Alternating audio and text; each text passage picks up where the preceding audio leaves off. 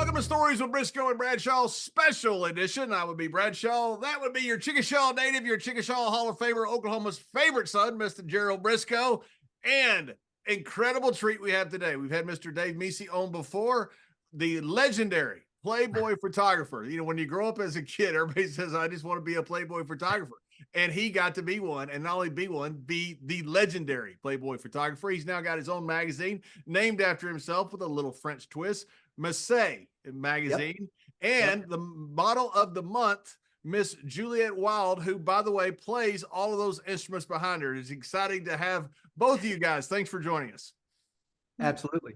Thank you so much for having me, and I'm so excited to be here. It's awesome to meet you and see you again, David.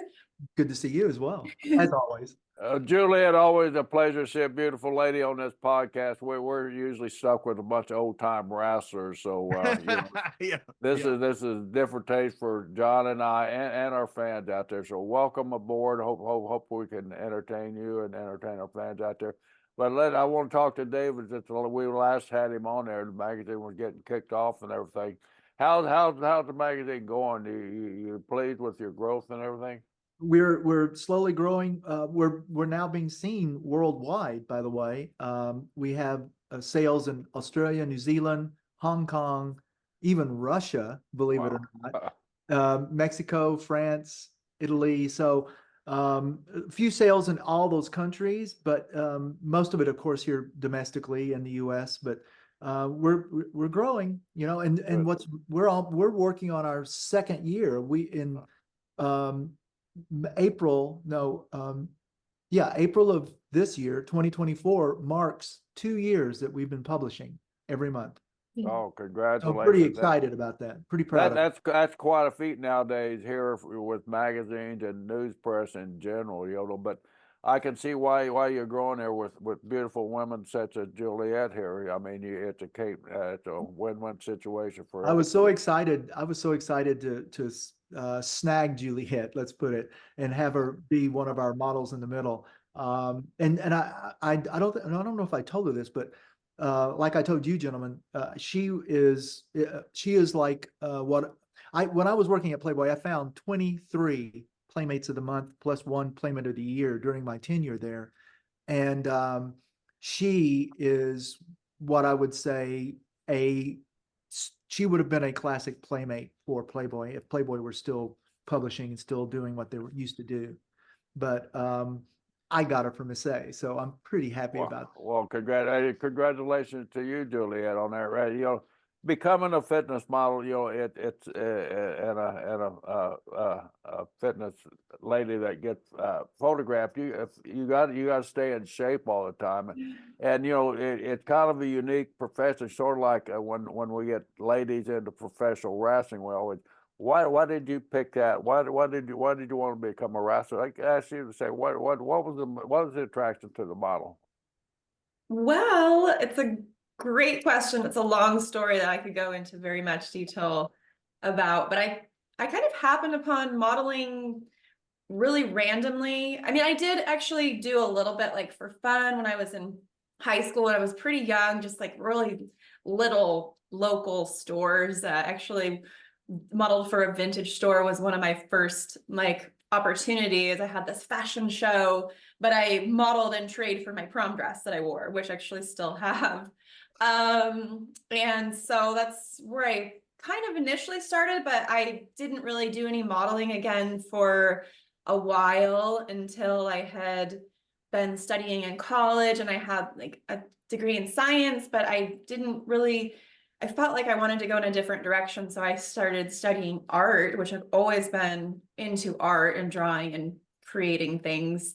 So I was sitting in my first ever figure drawing class and there was a model who was a peer and it was her first time modeling. And, you know, she's having a robe on the stand, ready to take off her clothes in front of the whole school, not the whole school, but basically all of our peers. And I just remember watching her as I'm ready to draw and this moment of, she goes, well, here goes, woo! And threw off her robe. And in that instant, I was like, I want to do that. And so I started modeling for local drawing groups. This was in Washington State, but this was before I moved to LA. And so I don't know, about maybe almost, well, a while later, I'm not sure how many years later, but I moved to LA and had all this kind of experience as a figure drawing model, which is different than being photographed, quite different actually. But because I had all these reference photos that a painter had taken for me and was very gracious to give me to take to LA. I moved to Los Angeles in 2016 and didn't really know what I was going to do, but it just worked out. I just started modeling and I started working also in the film industry, and I do photography as well, and behind camera stuff, video stuff, drones, a little bit of everything. And it just, boom, I was instantly just a freelancer for the first time in my life. Never thought that was even possible. Couldn't imagine how I could do that. And it worked out. So that was 2016, and it's just been getting better and better ever since. So wow, it's got to take so much nerve to have the confidence to get out there. I'm sure you train, you do physical training and probably a nutritional diet all the time too to look as great as you look, right? thank you. I try. Yeah, I'm really lucky to have a really great fast metabolism, and I've always been pretty active, but I definitely do a lot of training and a lot of trail running, and it's an important part of my job to stay fit. But I think actually right now I'm in the most fit shape I've ever been in my entire life. So my previous modeling, I mean, it's like pictures are great. I look good. I look great. And now that I'm seeing myself in my photos with more muscle definition, I'm like, yes, this is where I want to be. I love my previous work, and I'm so happy with where I'm evolving into the future. Well, you live in one of the most beautiful areas in the entire United States, out at Sedona, Arizona. There, the scenery around there is just breathtaking, and the hiking and the trail running, it's got to be a challenge too, because you're at some heights at times, right? Yeah, I gotta be careful out there. There's a lot of tricky trails that I run on, and I do a lot of trail running in Sedona, and I think it's at about 600 or so feet here. So it's and I go to Phoenix a lot to work, and I'm running at that elevation too. But it's so beautiful. I'm so grateful to get to live here. Juliet, you and I have a couple things in common. For one, you're a cat lady and I'm a cat guy. So I just found that out, which I think is awesome. But also, I've climbed a couple mountains in my life. I failed on a couple too, but I was in Russia and climbed Elbrus there, and I was down in Aconcagua, down in Argentina, the highest mountain outside of the Alps. And whenever I got there, all I got was like really old Russian mean guides or Argentinian guides. I never got someone that looked like you. It's just I somehow got the short stick on this one. People have to be excited when you're guiding people in the rocks. They're like, good grief, we got this wonderful fitness model to take us, not just some old Russian guy who wants to smoke cigarettes and get back to vodka. Oh my gosh, that's so funny. Well, yeah, I think David mentioned that I'm actually, I haven't started with my guiding yet. So you haven't? I thought you'd started. Okay. I've actually had lots and lots of people very interested, and one was scheduled last week, was supposed to be my first one, but he backed out. So that's too bad. But I think also technically, if I'm actually guiding people, I do need a certification. So I'm going to have to wait about a year before I can even apply for that. And so for now, I'm really putting myself out there as a model who can take photographers to the off the beaten path locations. Sedona is very touristy, which is also, can be good for what I want to do. And I can hopefully connect with more of those tourists. But as it is, I'm kind of connecting with artists and photographers who want to shoot in Sedona, and I can kind of sneak out to like a little location, do the whole woo thing with the robe and take a few pictures, because I know how to get to some of those places that the tourists wouldn't walk up on us. But I do shoot. I have been shooting myself in Sedona, and I have I've been walked up on when I'm not really paying attention, and there's like a trail and you can kind of see the whole landscape, and I look up and there's like a group of 20 hikers down there that are seeing me, and I'm like, well, let me just dress awkwardly, and they pass by. I'm like, nothing. I was in college at Abilene Christian, which is a very strict religious school. and we were training we're going to play somebody, I think UT Arlington or somebody like that, when they still had a football program. They got disbanded while they got it back now. And literally in the stands where we went to stop and work out at this thing, there was like a Playboy Shoot in the stands for like a college football program. And we're a bunch of 18-year-old kids that had to go to chapel every day. It was the greatest day of my life. To this day, it's still the greatest day of my life.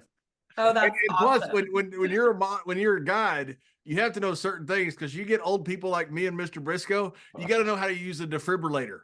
There's a good chance we don't make it. No. I know, and that's something that I will have to really work on, getting things to be really safe. I actually have to get my certification renewed, but I'm also a wilderness first responder. I've actually gone through the course twice, and it's time to get it renewed. But so to have the tour certification, the wilderness first responder certification, which includes first aid and CPR. So I also am very, very knowledgeable about hiking and outdoors. I've studied it actually in college. I studied a lot of like outdoor wilderness planning, and I've gone camping and backpacking. So I can only hope that I can bring the absolute best to the table for my clients in the future, to keep them safe, to show them amazing locations, and then also to provide a very experienced and fit model. And hopefully in the future I can bring other models in as well. But for now, it's like kind of a just solo operation that I'm working on. So it's a lot of pieces, but I'm really excited. Before we get into, go ahead, Don. I'm sorry. Where did your love for the outdoors come? As a kid, did you always enjoy the mountains? Did you always enjoy the rocks? Is that where it came from? And then you decided, I'd like to do this where I can be out there as much as possible? Oh, absolutely. Yeah, I've always been, my family was really into camping and hiking growing up, and it's always been something I've loved. Absolutely. Yeah. So before we get into the instruments behind you there, how did you hook up with David, and how did you get this great opportunity that David presented you? Well, David reached out to me on Instagram, and I think he had found my Model Mayhem portfolio, which was kind of where my main model portfolio is. Photographers can find me. And I had been seeing David on my radar because a lot of models that I met and became friends with last year in 2023 were popping up with these photos. David Mecey, I'm seeing him tagged, and I'm seeing his style. So he was already on my radar. I'd already seen some of his work. And when he reached out to me on Instagram, I was like, yeah, let's do it. And we scheduled it within, I think it was less than a week. We scheduled the shoot in Phoenix. It was just boom, we're ready to go. So it was great. It was just great timing. We got the ball rolling right away and tackled it. You mentioned something. I'm very curious here. I know when a photographer is looking for a model, he's looking for certain aspects of the model. What are you looking for in a photographer when a photographer approaches you and wants to do a layout like this with you? Well, that's a great question. Yeah, I want to know that the other models that he's worked with have had a good time at the shoot. So that's really important for sure. And also the quality of the work, because when I saw the work, I was like, wow, yeah, I want that in my portfolio. There's just a moment you feel where you see something and you say, yes, I want that in my portfolio, or like, maybe, maybe it has some other benefits it could bring me, or something. I have to look at the full picture of what it's going to offer me, because it does take a lot of time to do all this. And so that's the basics of what I look for. What was the difference with David on the set? And the reason I ask that is because you look at pictures of models, and you look at pictures of models that David shoots. They're just better when David shoots them. I mean, everything about it, all the ambiance, everything about it, it's just a better photograph. And what was the difference with working with David on the set as compared, say, to working with other photographers? Well, I would say there's a lot of things that were different and wonderful about it. The efficiency was incredible. It's like he, it already had the lights set up, and having a makeup artist also, and a hair and makeup artist on the set. Like, I can do my own makeup, and I didn't do my hair today because I thought we were doing like, I don't know why I thought we were doing just voice. You're on here with me and Mr. Brisco. We're about 170 years between us, so you look great. No, you can come out of the mud pit and look better than us. You look wonderful. Usually I'll do like a hair, but so he had the hair and makeup artist on set, which makes just a great difference, especially that I don't have to do it and have a professional do it. And the location, let's see, the efficiency of it. And we were getting through like a look, okay, boom, we're done, we got it. We don't need to take 500 pictures or 150 pictures. It's really, you only need 5 pictures for the magazine or however many there are. So it was really the efficiency of it. And also how excited he was. He has this amazing setup where he's got the monitor that you can see the picture right away as soon as he takes it, not on the camera screen, but on like its own special monitor. So I can look, I can see it, I can know, oh, maybe I want to change my pose a little or whatever. The direction that David gives is amazing. As a model posing, I know my posing pretty well, but sometimes it feels like I'm like, oh, does this look good? Is this a weird angle? So to have David say, oh, move your elbow or your foot or whatever, which way to really help me understand what pose I can really nail in that moment. And just the excitement and, I would run over to the monitor and we both like squeal over the picture because we were so excited. It looked amazing straight out of camera. I couldn't believe it. I'm like, this looks like it's already been edited. It just looks perfect. The lighting, the hair and makeup that the artist did. And she was also lovely to work with. So he hired someone who lifted me up even before the shoot, just really vibed with her. I think that's kind of covers it. Oh, and there was lunch, which is always good. It's always of course, always, yeah. Yeah. Well, one of the things that she mentioned about we both got very excited. That's how I am. I mean, I'm like when I'm working with a model and everything's just going great and the pictures are coming. I use an iPad, an iPad Pro, a big one. It's like 12 inches in across diagonally or whatever it is, the iPad Pro. And I have it set up in such a way that it's by Wi-Fi. And the photos go from my camera directly to the iPad. And I use it as like a big Polaroid. What I used to do when I was shooting film, instead of shooting a Polaroid, it comes up on this monitor and I can see it on the iPad. Especially doing what happens is when I do these photo shoots, especially for the model in the middle, who's going to be a centerfold, I need to see that it fits the format for both the covers, for all the covers, front, back, inside. And then also her centerfold picture is very special because it's a very distinct format, very slender. And I have to make sure that her pose and everything fits within that format. And also it's the picture that exemplifies her as the model in the middle. So as we're shooting, and I'm just like, she was so good in front of the camera. I mean, she was just freaking awesome. And when the picture would come up, every time it'd come out, I go, oh my gosh, we got it. And then I'd do another one. Oh my gosh, we got another. It was just a constant, every time I'd shoot one, it would be better than the other one. So she was just fantastic. David, what has changed as far as, like your camera now on your cell phone is a 4K camera. It's got all kinds of stuff. So the technological advantage is not that big, between a professional photographer now and the amateur photographer. So what is the edge that you have now? Because still, when I look at your pictures are just better than everybody else's. What is the edge that you have now that you go in when you go into a photo shoot? I think it's a combination of the location combined with the quality of the model. Then also, I think most important is the lighting.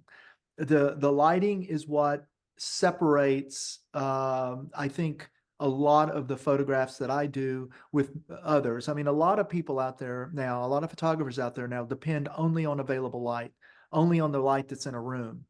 And then later on in post, they try to make it look better and all that kind of stuff.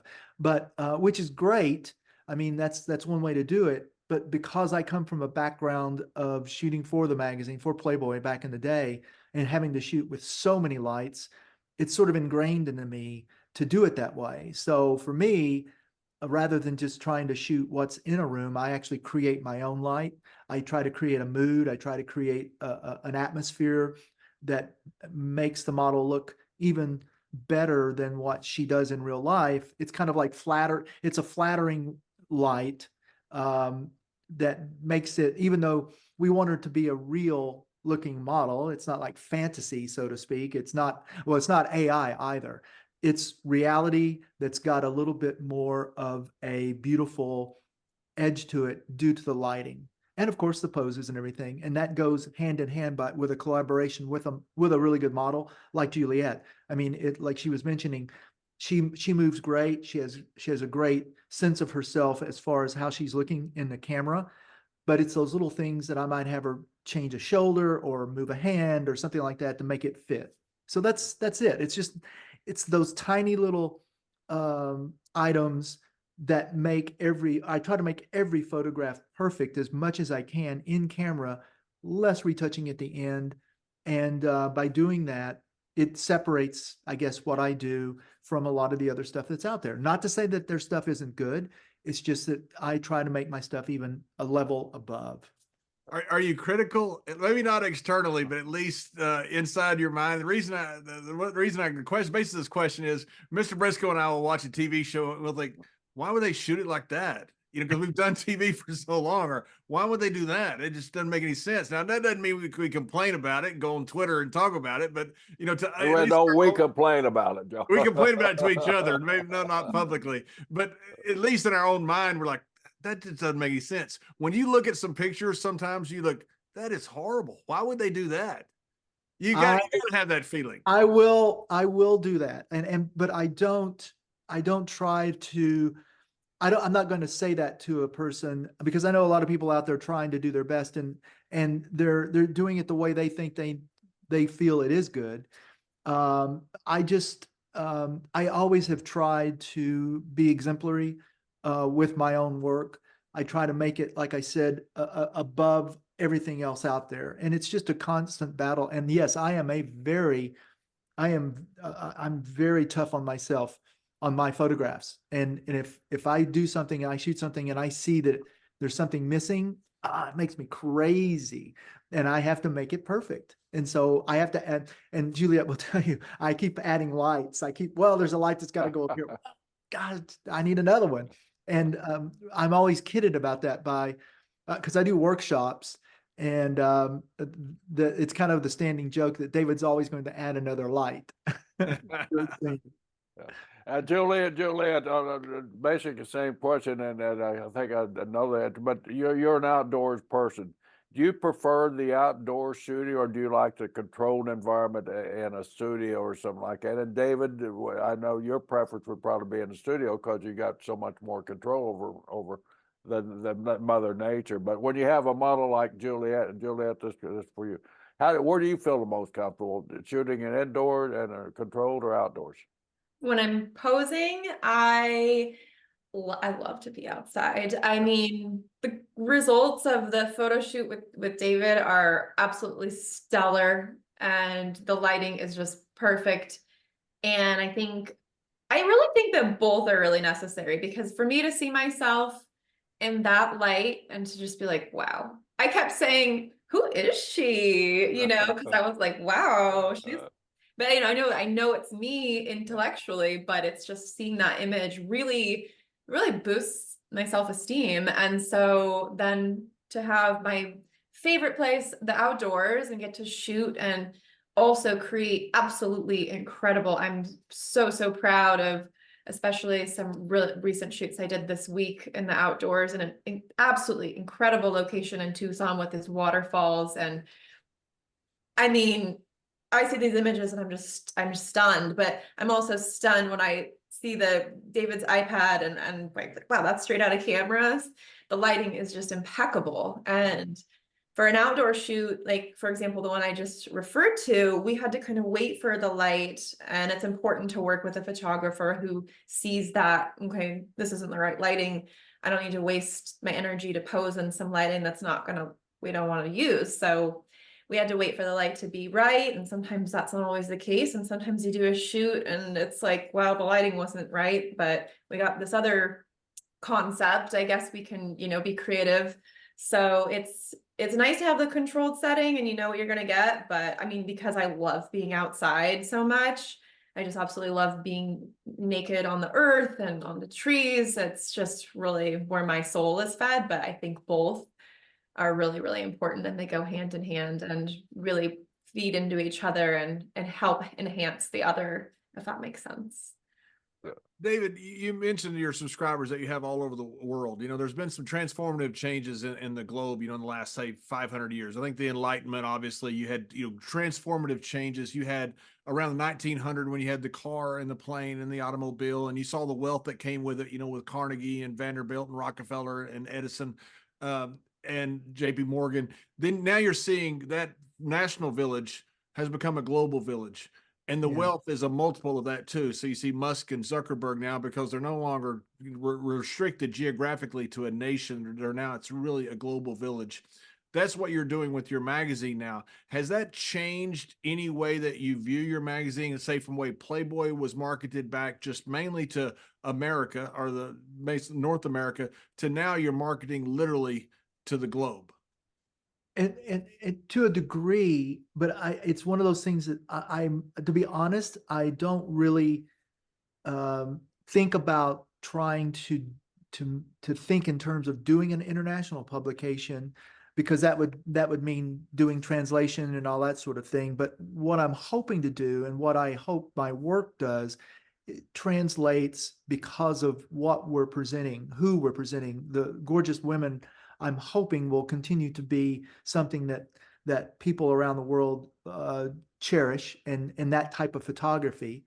And I in the last 10 years, 15 years, I've discovered that I didn't realize I had all these fans around the world.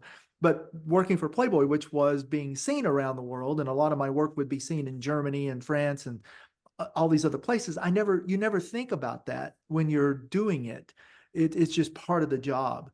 And so I have a lot of fans in Germany. I mean, I mean, it's amazing. I've gone over and spent a month over there at a time doing workshops and meeting people, and they all knew who I am. And to me, it was kind of like mind boggling. I'm like, wow, how do you know me? Well, duh, they saw my photos over the years, all those decades that I worked for Playboy.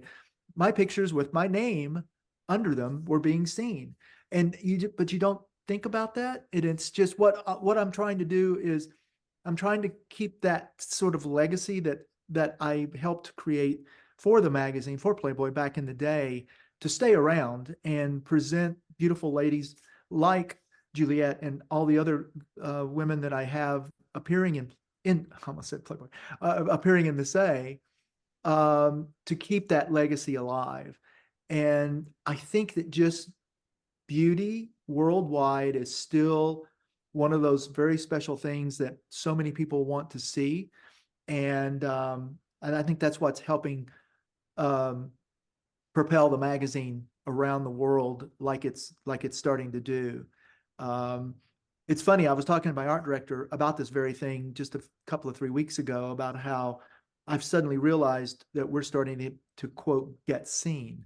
And that's a big deal. I mean, you know, we're still considered a startup for the first couple of years. You're considered a startup 2 or 3 years, I hear, before it starts to get traction. And so for us, this is very exciting. I just hope that I can maintain myself physically and mentally to be able to keep up this pace. But I think that's what makes the magazine appealing to the world, is because we're still offering beauty, and that's the bottom line. The magazines that I've read of yours, the articles have been fantastic. You know, the old joke was I get Playboy for the articles, but the articles were good. They're actually, we talked about this last time. The articles actually written by great writers. What is your thoughts going into every single month? Or is there an overall theme that you want to hit? Is there a demo you want to hit? Is there a certain type of writer that you want to hit? We're you know, I'm always looking for new talent for the writing and everything. And by the way, we're starting to actually have a few photographers submit to us, and we've now published a photographer down in Florida a couple of times. I have another couple of guys have reached out to me, so I'm really excited. I really do want to open it up and have other photographers appearing in the magazine. I don't know about the centerfold, because that is a very specialized looking layout and a very special thing. But hey, you know, when I was starting out years and years and years ago, I got thrown into that deep into the pool very quickly when I went to work for the magazine. And so it is possible. But yes, the writing talent, I think, has been really amazing. It's people who are aspiring writers, and they're like, well, I've got this idea for a story. I go, send it to me, let me see it. And they do. I have a gentleman in the UK that wrote a short story, and we published it in 3 different segments. And so it was great. It was like, it was really cool. It's kind of like like the story of a dystopian future and all that kind of stuff. And it was pretty interesting. And so his piece ran. And the other thing is I want to bring lifestyle articles out to the public as well, because that's what guys and women both like to read, either cars or food or travel. And we've been able to keep doing that. And I think that's another side to it. Yes. People like to read articles, really nicely done articles, along with seeing the beautiful ladies inside as well. So I think that's an important part of the magazine, just as much as the beautiful women inside. I try to keep the editorial side of it at a high level as well. You've Well, been speaking of the beautiful, talented women, Juliet, the string instruments in the back of you. Tell us a little bit about those, and you play them all. Which one is your favorite? I do play them all. There's a couple more elsewhere. I also have a trumpet that's not up, and I have an organ in the other room as well. So I am a multi-instrumentalist. You could get the organ, can't bring the organ in. Well, it's a small, like mini vintage SD organ. It's so cute. I just haven't found the right spot for it, but I'd love to have all the instruments together. Eventually, they're going to be like all over the house because I keep collecting more. My most recent acquisition is this ukulele bass, bass ukulele here, but the acoustic bass is I started really practicing that this year, and I'm playing every day pretty much. And so the ukulele and the bass are my main instruments right now. And I also play the trumpet. And I have that in common as well. So yeah. Juliet, the only thing I've ever played is a jukebox. I'm very good at it, by the way. I mean, really, I'm really good at it. He gets a stack of quarters like this. That's right. Are they still quarters, John? The ones that places I go to, yes, they are. Yes, and the dollar beer. What are all the names of those things? You mentioned the ukulele. What are the names of all the different instruments behind you? Well, let me introduce you to my friends. So I have the mandolin in the corner, the bass, acoustic bass. This is a 6-string ukulele. So it's just a ukulele. It's the main one I play. This is a mini electric guitar, the bass ukulele, and then the guitar. And I have another guitar over there, another tiny ukulele in the other room. And so yeah, I've played all of them over the years, and I kind of go back and forth. And what am I feeling today? So this year I've been playing the bass because I've had this instrument for like 3 years, and finally it was time to really sit down and learn it. So it's been really. When did you start playing these instruments? And you mentioned ukuleles, and ukuleles kind of identified with folk music and country music. Are you that genre of music fan too? I do like country and folk music, and I started with the piano when I was a little girl, and I learned how to read music and play basics on the piano. And then I taught myself how to play guitar. And then when I was a junior in high school, the year before, the summer before, I wanted to be in the marching band. So I went to the band director and I said, what instrument do you need? He said, well, we need a trumpet. So I taught myself how to play the basics of the trumpet over the summer. But if anybody knows, David, you probably know that's a very difficult instrument to play. It actually took me many years to get good at it, but I did learn, and taught myself and practiced. And then after high school, I started getting really serious. I took a lot of lessons in trumpet and was in bands over the years until I wanted to sing. And so I started playing the mandolin and then the ukulele so I could sing at the same time. And it just really expanded my musical repertoire from there. Do you still perform musically? Only online right now. I would love to be in a band or have a band at some point, but right now I'm just practicing my skills, keeping my, my music reading up and writing a little bit of music just for fun too. So you say online, is that your outlet, your main outlet for your music right now? I mean, you're not in a band, you say, but you play a lot at home. Do you put stuff out online? Of you singing, playing instruments, things like that? I do, yeah. And it's funny because I have like like a private account that my family follows, and most of my music goes to them. But when my friends were visiting, some model friends I was playing, and they're like, you should put this on your modeling page. And I never like put it up there that much because I'm always like, oh, it's just a modeling page, it's like in my portfolio. But I'm really trying to put more on my modeling Instagram, which is my main social media that I use. And because people do like to see that side of me, and I'm a bit of a perfectionist, so I want it to be like a good recording. And so I think that's why sometimes people don't end up seeing it, but I do play a lot for myself and for my family. And before I forget, because I will, your Instagram page, what is the address that people can go to see it? So people can find my Instagram at hellojules.ig. So it's kind of an annoying Instagram handle. And I am rebranding from Hello Jules. Maybe you could have that in your show notes or whatever, but yeah, it's Hello Jules, JEWELS.IG for Instagram. And I've been wanting to rebrand for a while. I mean, I guess I have kind of a brand behind Hello Jules, which was a random name that I needed when I was creating a new Instagram page after my first one had been removed. And I was like, well, I need an Instagram name, Hello Jules. And it just stuck, and it worked for years until I guess the past few years. I just don't really relate to it. It doesn't feel like how I want to express myself, but people know me as Jules. It's everywhere on the internet as Hello Jules. But Juliet is what I wanted to start going by. It's my name. And I was like, this is such a beautiful name. It's a shame that I can't use it in my modeling. And I know a lot of other models who use their actual name in their modeling. So I was like, why not? So actually working with David has been my first time that I have used Juliet. And I liked Juliet Wilde. I felt like I get compared sometimes to Olivia Wilde. So I was like, let's go with it.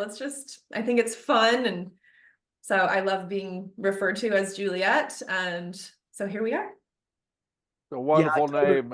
Go ahead, David. Oh, I told her when we first started to shoot that I love the fact that her name is Juliet, and it was for February, which is the month of love because of Valentine's Day and all that stuff. And I'm a huge Shakespeare fan. And my favorite is, of course, Romeo and Juliet. I mean, I love that story.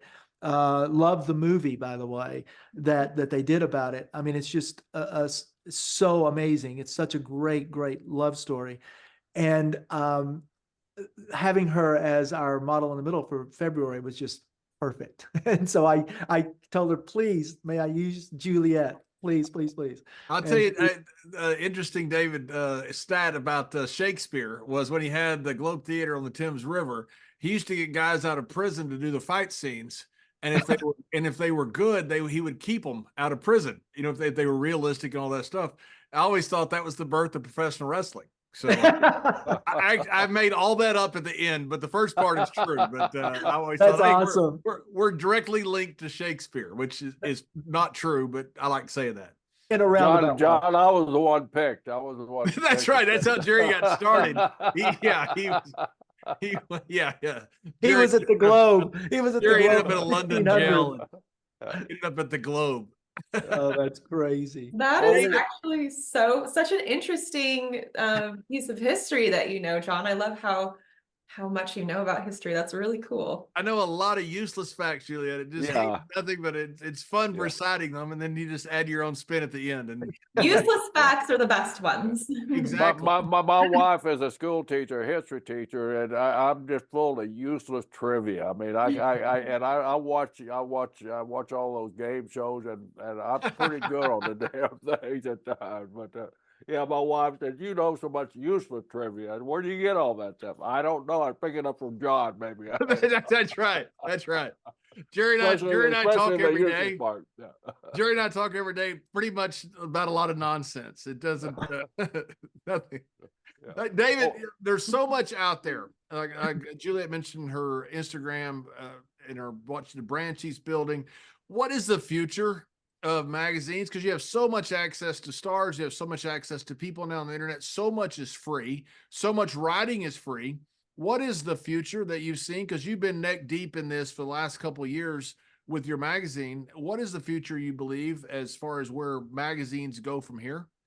I think that as long as a magazine finds its format, its theme, and can continue to build upon that and just keep the content really, really good and something that people want to read. What you're doing is you're actually creating this kind of moment in time each month with your publication. Yes, there's all of this stuff that's out there on the internet that's kind of flying around, but here, by having a magazine, what you've done is you've made it more concise. You've put it into a package. You've got some great stories here, here, here, and here, interspaced with gorgeous women in between. I think that's what I hope will keep the magazine genre alive a little bit longer. And what's really interesting is I keep having guys say, when are you going to do it? When are you going to do a printed edition? Well, we're talking about it. Right now, it's just too prohibitively expensive because of the cost of paper and that kind of thing. Also for distribution, it's a whole different animal. But I mean, we're considering maybe doing something special, maybe once a year, twice a year, where we do a printed edition, kind of a review of all of the first 6 months, maybe, or maybe a review of the year, something like that. But I think that it just, what it does, it's by keeping it in that one place, you're pulling a little bit from here, a little bit from there, putting it in one place where people can look at it and read it, keep it either maybe on a tablet, or right now on a tablet, and carry it with them and read it that way. You don't have to do this searching. And plus the fact, if you, again, put it together in such a way that it's interesting and people want to have it with them, I think that's the way it's going to stay alive. Because just having it out there randomly, you've got to go out and search for it, or you've got to know something about something to find it. Whereas here, we're giving you something about travel, we're giving you something about maybe food, we're giving you something about this, and also the actual copy, the stories about our women that appear in the magazine, also gives them something interesting, another interesting aspect about the model beyond their physical beauty. They're very interesting people, wonderfully talented, Juliet being a perfect example of this, in more ways than just being in front of the camera. And I think by offering them these very special women, special stories, that comes together to create something, a package, so to speak, that will remain viable, and that would be a magazine. Juliet, what has the response been for you, and what is next for you? The response, is that the question? Yeah, the response. What has been the response coming off the magazine with David, and what is next for you? Okay. Well, the response has been really great. People have been loving the photos. There's only been, I haven't had a chance, it is the first, so this is the first day that that I know that I could start posting, because it was like under wraps. And so the ones that have been released, I allowed to show up on my page as a collaborator on my Instagram page. And the response has been, I mean, I haven't even posted anything personally yet, maybe one in my story, but I've been getting so much congratulations and all this. And I was like, what are people congratulating me about? Oh, this has been posted. And so I'm so excited that people are feeling inspired to congratulate me, because it does feel like an accomplishment and a wonderful thing that we've created, and that I get to be a part of with all these other amazing, beautiful women, so many of them that I know personally and like really genuinely love as human beings. And so it's been really just very excited to be part of it. So I'm excited to start posting more of the photos and letting my fans know, or they can get the magazine and subscribe. And what is next for me? I do so much. I have so many things going on, and it's great. It's a wonderful problem to have. And as far as modeling goes, my next let's see, I have some things in February that I'm going to be doing some body painting. I'm being body painted at events and get to go to these really fun events and be a body painted model. And then in March, I'm doing a big trip with a couple of other model friends, and we're doing a little tour. I call them tours. We tour around. I'll be going to the East Coast and traveling from all the way from Boston to Florida, doing photo shoots all along the way. We have this whole schedule we've built, and we've already booked a bunch of photo shoots together, which is so cool that I get to pose with two of my wonderful friends. I love being around them. So it's going to be a wonderful opportunity to create art and work with a lot of new people. I do shoot on the East Coast quite a bit, but not as much as I do on the West Coast and in Los Angeles. So there's a lot of opportunities out there. It's a really, really vast network of photographers and models. So I'm really excited to be more, I guess, to bridge both sides of the US and to shoot with more people across the country and have this wonderful experience. I've never really traveled with other models before. I've always done my trips by myself. So this is going to be really, really cool to have with them to share that. Well, congratulations. It's wonderful for you and for David. And is it the Instagram, is that the best way for people to follow you on social media? Do you have anything else that you'd like to put out there, at least for people to follow? Yeah, Instagram is the main place where I post. I also have a YouTube channel that I'm not as active on, but it is Hello Jules on that as well. And if your listeners or viewers go to my Instagram, there's a link in my bio that has all my other pages as well. So I do use Instagram as my main platform. And right now I'm just trying to figure out how to rebrand as Juliet Wilde and what that will look like as far as creating new social media usernames and platforms. But for now, it's hellojules.ig. And David, thank you so much again. And Mr. Brisco and I are not exactly the best hosts. In fact, we're awful. We do that just because we enjoy it. But did we miss anything? Is there anything else that you would like to, we should have asked you? You give us a tutorial here about how to be good podcast hosts, because we're No, not very good. You've covered the gamut, my friend. And one of the things that Juliet had mentioned to me, and I hope I'm correct, you're also considering doing your own line of wardrobe clothing? Yes? No? Am I correct on that? Yes, you are. Oh. Yeah. I'm getting my, I have a sewing machine, and I like do so much. I do, another place you can find me is Twitch, which is where this clothing project will be. I do a lot of live streaming there, which I should have mentioned to use that more than YouTube. So Twitch, Hello Jules on Twitch. And in the future, I'll be doing my clothing projects. I do all kinds of like arts and crafts. I do music, but I do a lot of my own photography and self-portraiture. I actually have my first piece in an art show coming up in Tucson, the Erotica art show in Tucson. And so that's a self-portrait.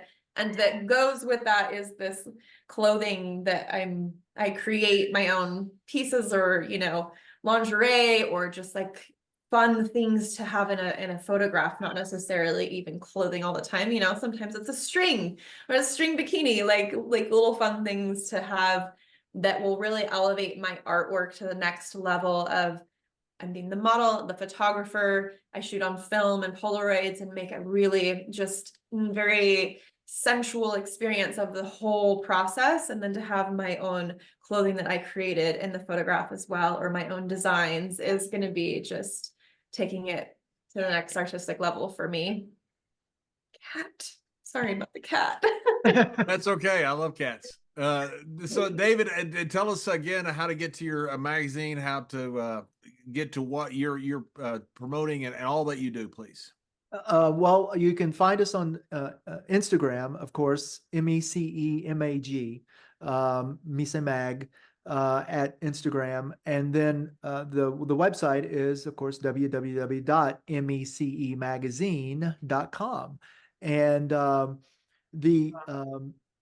yeah, I mean, I'm hoping that everybody will pick up a copy of the February issue online, of course, by going to the website and catching the wonderful Juliet in her layout, as well as what we have in the February issue with her. And one of the things she was talking about, what she's about to be doing, we're going to see each other again at the end of May, because some of her friends, some of her girlfriends or models, are putting together a program in New York, outside, I think, Rochester. And it's going to be about a dozen models, I think, there. I'm going there to do some searching for new talent. And I will run into actually several of my models in the middle who are going to already be there. Alice Antoinette, who is putting this together, was one of my models in the middle in 2022. And she's going to be there. So yeah, I mean, I'm gonna get a chance to work with Juliet and all of them again in just a few months. And then, of course, I'm doing my thing. I'm actually working for Mercedes starting this weekend, all next week. My other side, my other job description is being a pro driver for various manufacturers. So I'm going to the SoCal area to work for Mercedes for a week, and I'm hoping to get that going again a little bit now that I've got the magazine kind of going on a regular basis and have some rhythm going. I'm starting to do a little more of my car stuff again. I think I'm going to be working for Infinity in May as well, leading up to going to New York. So, I've got a lot of irons in the fire still and that kind of thing. But my main deal is Mecè Magazine. That's what we want to make happen and be great, and everybody in the world get a copy. I mean, we're trying to spread the word. Well, awesome. Well, guys, thank you very much. Appreciate your time. Juliet, it's such a pleasure to meet you. And David, it's wonderful to see you again, and wish you both the very best. And thanks for your time today. Thank you so Thank much. you. It was Thank tons you of very much. fun to meet you, and really, really great conversation. Thank you so much for having me.